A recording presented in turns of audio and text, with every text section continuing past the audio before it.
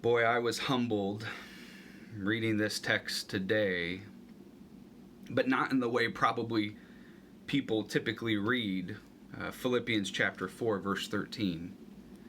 You've probably seen it on refrigerator magnets, usually taken out of context, but you could recite it. Philippians 4:13, I can do all things through Christ who gives me strength. The problem is that isn't a promise to us.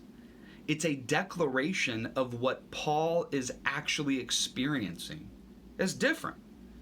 Because if you take that verse and you put it into other context and think that as long as you have Christ, there is nothing you cannot do, you'll find that that's actually not what the text is getting at. So I've given this example before in teaching, but my friend actually went into a weight room and saw a kid about 110 pounds trying to lift a bar, the weights about 200 pounds off of his chest.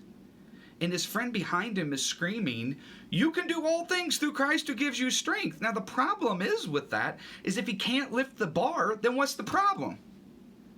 Is Jesus a liar? Is Jesus really not powerful enough? Is his faith not enough?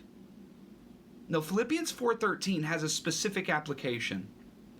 And the application is this. Paul is able to preach the gospel.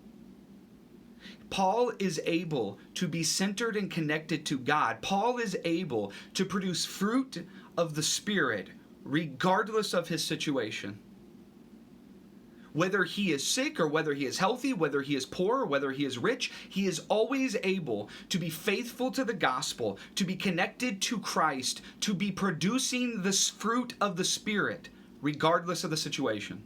That's the context. Philippians chapter 4, verse 10. He's talking to the church of Philippi.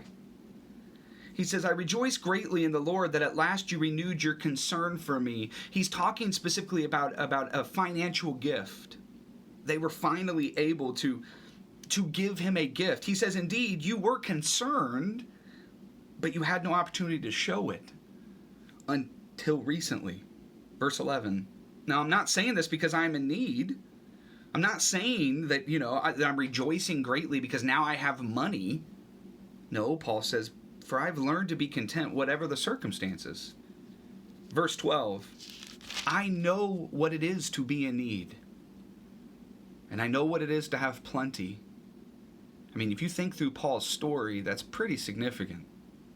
How many times was he shipwrecked? How many times was he beaten? How many times was he imprisoned? He says, I've learned that whether I'm in need or whether I have plenty, he says this, I have learned the secret of being content in any and every situation, whether well-fed or hungry, whether living in plenty or in want, regardless of the situation. Paul's definition of contentedness there is rooted to God, faithful to the gospel, producing the fruit of the Spirit like love, joy, peace, patience, kindness, regardless of the situation. And it is that context that then he says, verse 13, and I can do all this through him who gives me strength. Now it's important to remember the situation that Paul was in when he was in Philippi in Acts chapter 16. He's writing to the church of Philippi in the book of Philippians. But do you remember Acts 16? This is where Paul goes to Philippi and he converts Lydia because there were no really Jewish gatherings. The Jewish population was very low. However, while Paul is there, he has this servant girl that's possessed by a demon that predicts the future. She keeps following him and saying, these men are servants of the Most High God who are telling you a way to be saved. She's distorting what they're saying. And Paul, frankly, just doesn't want press from a demon. It's kind of, not all press is good press, especially when a demon's like, hey, this guy's pretty legit. I mean, it's a demon. So Paul, finally, with his patience tested, he casts the demon out. Well, the owners who are making bank off this girl, they attack him.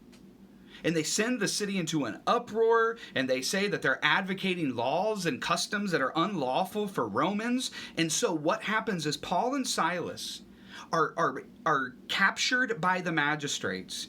They are stripped down, they are beaten with rods, severely flogged, thrown into prison, and put in the stocks. And then comes verse 25 of Acts 16. About midnight, Paul and Silas were praying and singing hymns to God. And the other prisoners were listening to them. Paul says to the Philippian church, listen, I know what it's like to have plenty, and I know what it's like to have nothing.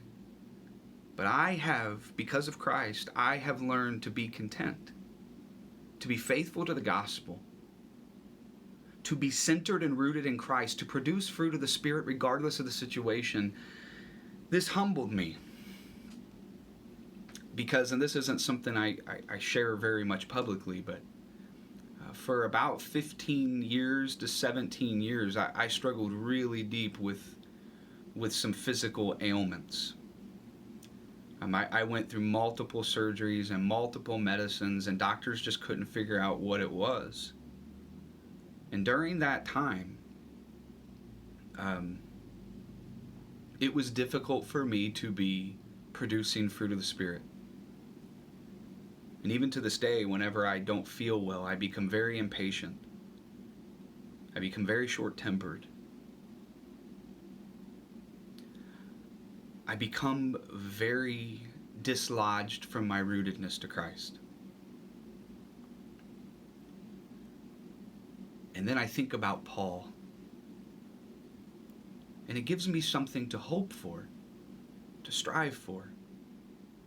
That in Christ, we can become so rooted in Him that regardless if we are rich or poor, regardless if we are healthy or sick, regardless if we are young or old, regardless if we're on our deathbed or if we're bringing new life into this earth, we can be centered in Christ, rooted to God, and producing fruit of the Spirit.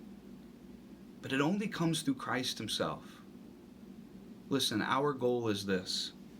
Regardless of what comes our way, it doesn't change who we are, for our actions flow out of something deeper than merely just how we feel that day. My challenge for you this week is, regardless of what comes, find new, unique ways to keep yourself open and rooted and centered in Christ, producing fruit of the Spirit. But whenever you detect yourself starting to dislodge from contentedness, take note, find the triggers, and prayerfully work through them so that the next time they start to arise, we will be closer to the true fulfillment of Philippians 4:13. I love you guys. Have a good week.